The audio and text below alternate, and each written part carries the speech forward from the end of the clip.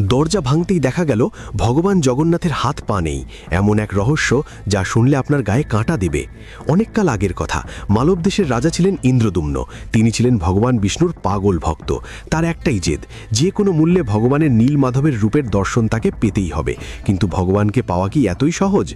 রাজা তার সবচেয়ে চালাক পুরোহিত বিদ্যাপতিকে পাঠালেন ভগবানের খোঁজে।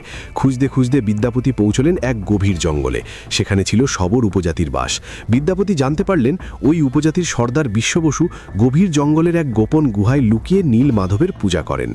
বিদ্যাপতি অনেক বুদ্ধি খাটিয়ে সর্দারকে রাজি করালেন ভগবানকে একবার দেখার জন্য।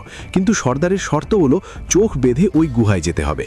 বিদ্যাপতি ছিলেন দারুণ চতুর। যাওয়ার পথে তিনি রাস্তায় একটু একটু করে সরিষার বীজ ছড়িয়ে দিলেন। কিছুদিন পর বৃষ্টি হলো, আর সেই বীজ থেকে ছোট ছোট গাছ গজিয়ে উঠল। সেই গাছের পাতা চিনে চিনে রাজা ইন্দ্রদুম্ন বিশাল সৈন্য নিয়ে সোজা হাজির হলেন সেই গোপন গুহায়। কিন্তু গুহায় পা